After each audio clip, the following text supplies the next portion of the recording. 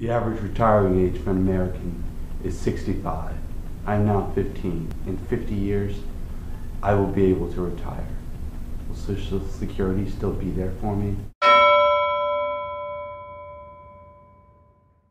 In the midst of the Great Depression, Franklin Roosevelt signed Social Security into law, laying a cornerstone in the foundation of America's middle class and assuring generations of America's seniors that after a lifetime of hard work, they'd have a chance to retire with dignity.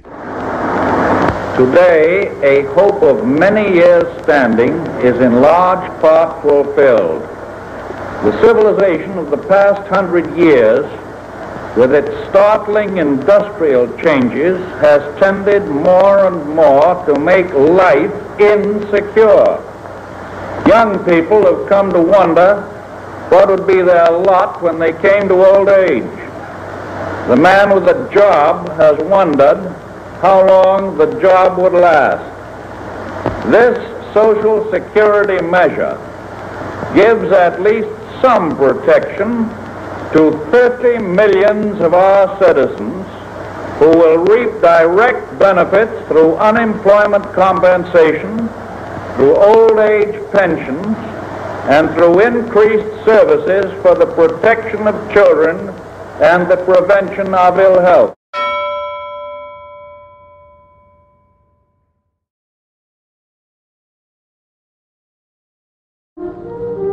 After working about a year and a half, you become insured for the next year and a half. From then on, you're insured for an additional year for each 6 months that you work. At the end of 10 years of work, you are insured for the rest of your life. Social Security will definitely be there when you retire. Aren't so sure that we can trust America's multi-trillion-dollar Social Security Trust Fund will actually be around after the year 2037, the year the program is scheduled to run out of its savings if the government doesn't find an answer. So we do have to stabilize Social Security's finances. Politically, it's hard to do. Politically, it's hard to do. By the time you retire, or maybe just a couple years after you retire, you might find that instead of getting every dollar that you were counting on, you're only getting 75 cents out of that dollar.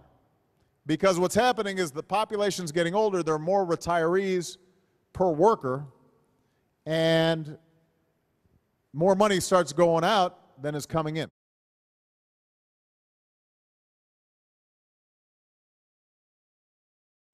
How is the aging demographic of current retirees and soon-to-be retirees going to affect the future of Social Security and the younger generation? The problem has more to do with the fact that the elderly population is growing a lot faster than the working age population. This makes the Social Security program unsustainable as currently structured. Either benefits have to be reduced or taxes increased.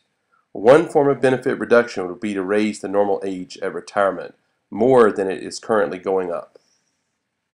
In your opinion, if Social Security structures is not changed, what will happen in 50 years to its funding and overall program?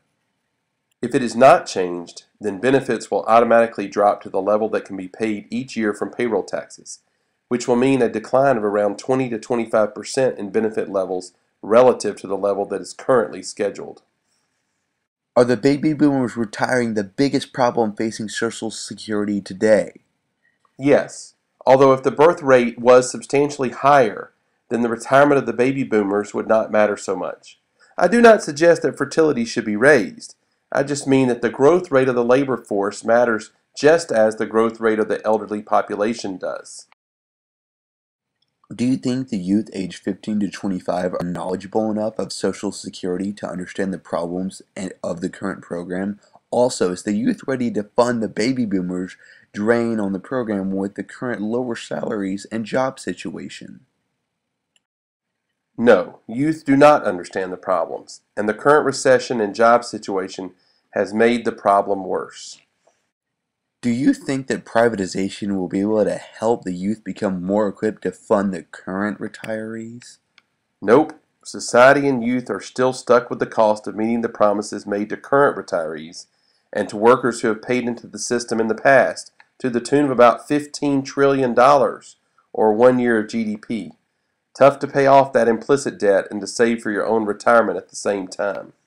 One thing we can't afford to do, though, is privatize Social Security, an ill-conceived idea that would add trillions of dollars to our budget deficit while tying your benefits to the whims of Wall Street traders and the ups and downs of the stock market. I'll just give you one example of a change that would make a difference in Social Security. Right now, you only pay a Social Security tax up to a certain point of your income. So a little bit over $100,000, your Social Security, you don't pay Social Security tax. Now, how many people are making less than $100,000 a year? Don't be bashful. The point is, for the vast majority of Americans, every dime you earn, you're paying some in Social Security. But for Warren Buffett, he stops paying it a little bit over $100,000, and then the next $50 billion, he's not paying a dime in Social Security taxes. So if we just made a little bit of an adjustment in terms of the cap on Social Security, that would do a significant amount to stabilize the system. And that's just an example of the kinds of changes that we can make. Dear Mr. President, in your next term, please focus on Social Security as one of the problems that you may address. Social Security is one of the keys to success in this nation. Thank you.